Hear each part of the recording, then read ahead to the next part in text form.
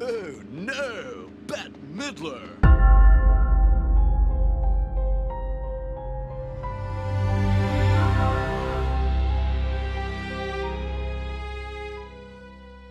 Hello and welcome to the pond, the strange corner of YouTube, where we do reviews, deep dives, analyze Disney villains, and highlight the homestead.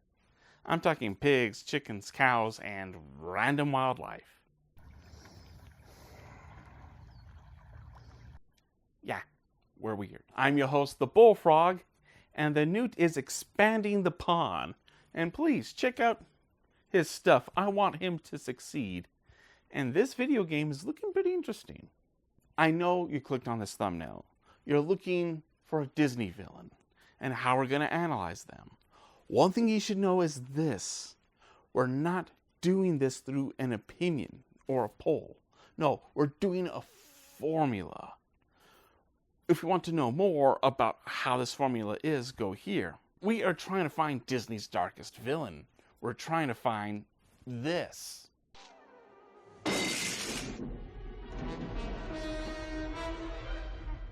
Hello.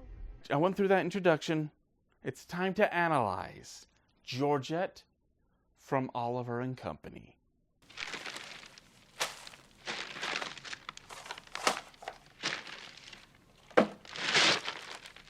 There have been a lot of celebrities that have been in Disney movies. The first celebrity to enter in the annals of Disney history was King Louis, voiced by Louis Prima. We went deep into the history of that.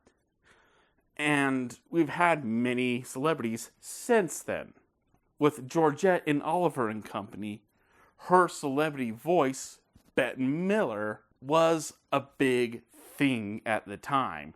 The 80s and 90s was her in her prime. And this woman is a talent. There are very few people that can go Broadway and pop music. She has that range to bounce on either side.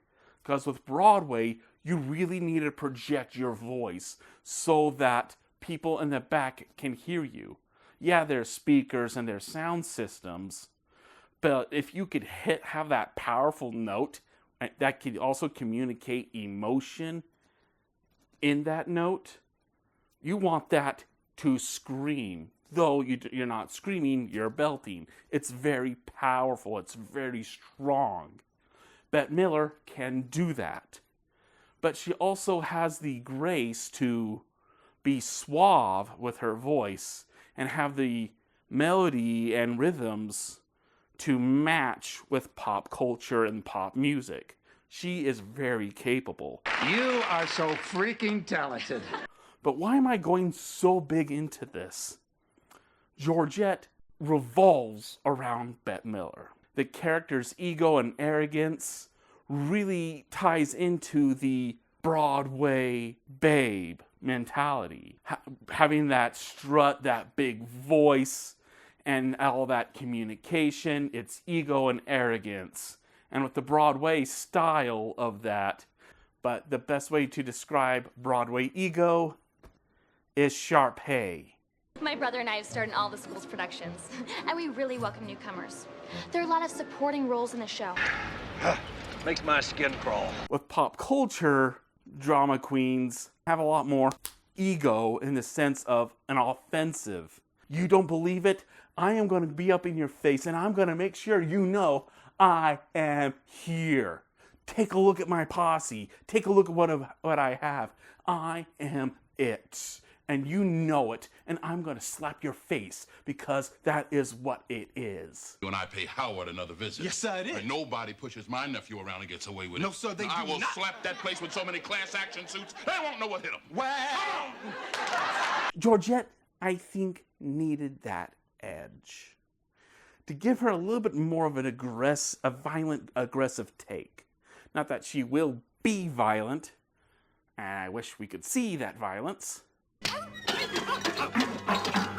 With Georgette, I feel like it's a big ego, but there's some level of restraint, which I think is a big bummer. I'm not saying too much of an ego for characters is bad. Far from it. I feel like when it comes to big, arrogant fools like this, I need some level of violence. She's not in any discussion when it comes to music of Disney. People will point at other songs and other characters, and she's not in that discussion.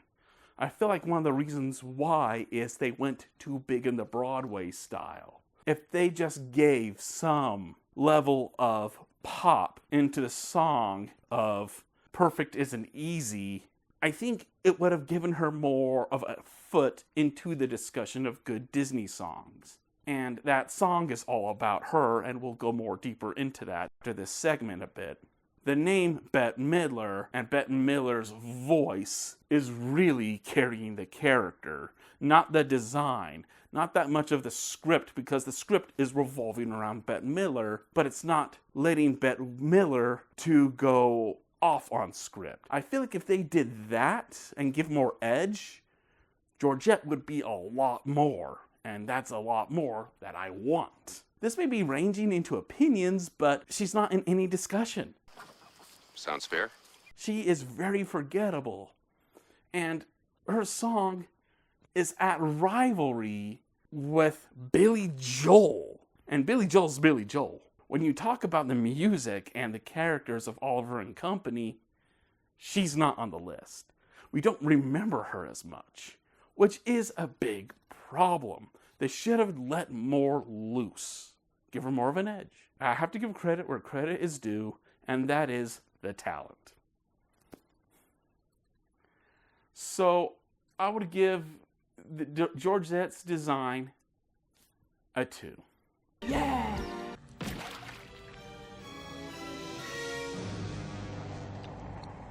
We have found a way how to analyze presents. It's going to be through a formula. So we have a formula within our own formula. Like a taco within a taco? A double-decker taco supreme. Basically, this is what we have come up with. And for Georgette, we're going to have to go into history, because Oliver and Company is based off of Charles Dickens' Oliver Twist. I haven't read the book. I have seen shows, I have seen the play, and various other things. Please, sir, I want some more. I can't remember if Georgette is a character from the source or from Disney. I can't remember. But thankfully, the movie says there is history of Georgette. And why tell when I could show? 56 blue ribbons, 14 regional trophies, 6-time national champion! That was me showing the clip, but that clip was her telling. So was that show don't tell, or was that tell through show?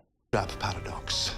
Her introduction is the song Perfect Isn't Easy, which means this may be one of the quickest song analysis, because Perfect Isn't Easy is nothing more than introducing Georgette, her character, what we are supposed to think of her as. Not for my vanity, but for humanity. This song does make it clear there are two styles of Disney villains' music. This is my power, and this is who I am. Some songs will blur these two lines, but this song, I believe, is the real big announcement of This Is Me for Disney villains songs. Because before her, we have had that, but they have been kind of shaky, you could say, with that presentation, blurring the lines between the two, but yet with each character, you could see that they're kind of pulling apart. And this song in particular is the first one that really says, "This is me." Meh as it is, it does take its spot in Disney villain history. Yeah! Didn't see that coming. And her intro does transition well into her promise. And her promise is her ego. Is very obvious and very shallow. If executed right, gigantic egos can be the funnest characters. But if done wrong, these are the most annoying. And she seems to be in the middle of these two. And she does fulfill that promise, but not at a fun scale. So she's kind of shaky with her promise, but she does take that path. Well, duh. And that does transition well into her threat. Because her ego, her world revolves around her, and her world is Jenny, or is it Penny? It's her family, it's her house. Well, it may be Jenny's house, but everything from the doorknobs down is mine! That is her world. And the moment Oliver is discovered, that is a threat to her world. So her threat is that she is threatened. This, to me, might be considered kind of a step backwards. Okay, her presence isn't doing good. But maybe she affects the environment, right? Well, with environment, this is when characters really eat up the scenery and have the camera and everything just gravitate to them, and they are showstoppers. That's the best you can be, is a showstopper, but a lot of characters may not be as showstoppers, they still take the show. Georgette doesn't have that.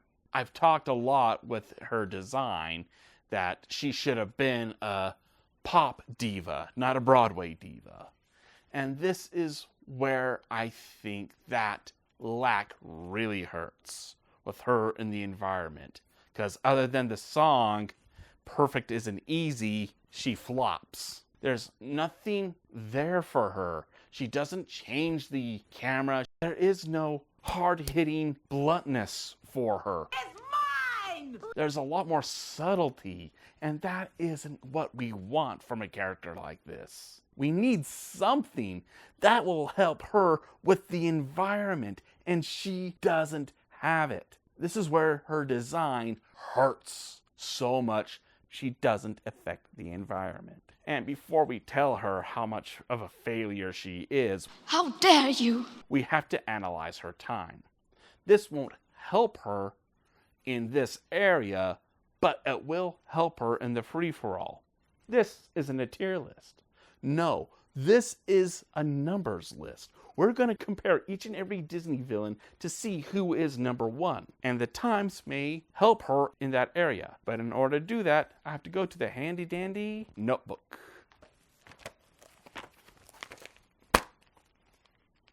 And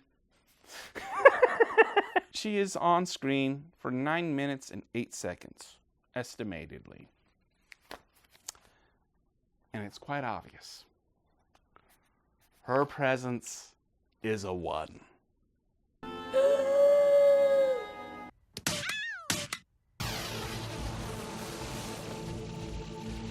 You know the phrase, all bark, no bite? Georgette, you wish you had bark. I know you have no bite. Look, when it comes to all the dog characters in the movie Oliver and Company, they do bark, but it's more of a dog bark noise. I mean, take a look.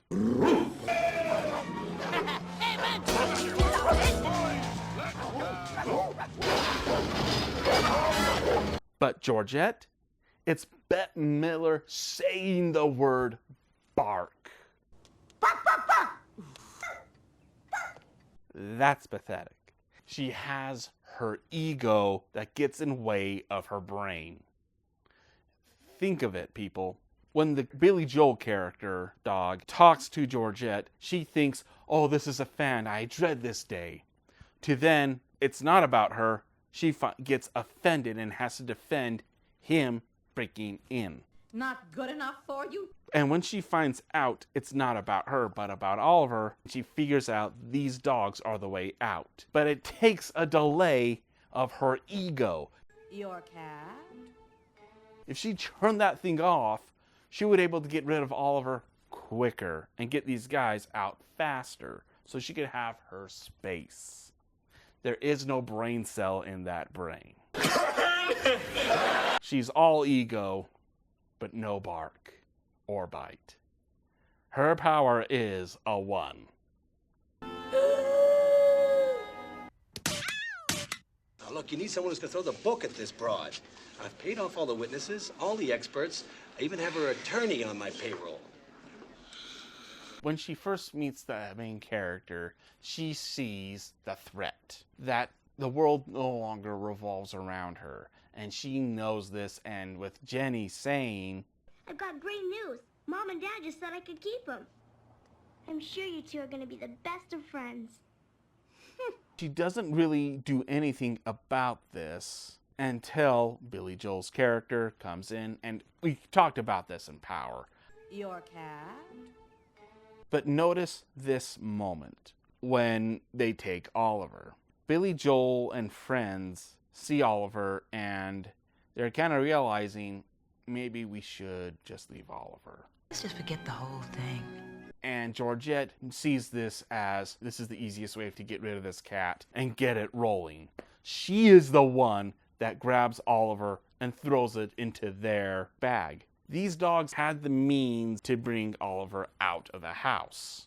It was Georgette that took the initiative and said, go, and they went with it. And it was through this interaction that gave Oliver to Fagin. Seeing an opportunity, it'll give him out of Sykes, only to find out he had a conscience, and Sykes stole power from Fagin.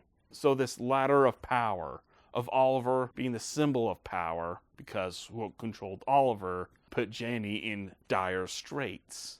Georgette is the reason for this whole climax, this whole bit. It all ties to her. She does bear the absolute responsibility. Does that mean she deserves to have a high ranking? The thing that hinders that is she does get consequences because of her getting rid of Oliver. The girl takes Georgette, and Georgette is getting drenched on. Her image is no longer perfect. To her, this is humiliation. To her, this is hard. This is her consequence. And she does gain redemption because it was her who hindered Sykes Dobermans. Her being the root of the tree of power is blocked because of comeuppance and redemption. She's not a villain. She's an antagonist. All you will point at me and say, no duh, and you're right, no duh. She shouldn't be in here. But we have to whittle out the antagonists from the villains and how these villains are stronger or weaker. An antagonist may mean that a villain who's pathetic and weak and doesn't stand a chance against other villains may have a chance against antagonists. It may help us place these weaker villains. This is why we need the antagonists in the rating system for Disney villains. So yeah, I need her. I need her as a Disney villain so we could see who are the pathetic villains. But this still means one thing. She's a low green. Who knew Oliver and Company had these many villains? And guess what, people? One last Disney villain of the Dark Age. There were a lot of Disney villains in this age, but not enough. Our last one is coming. But until that time comes, this is the Bullfrog signing out. And I can't wait for our next villain.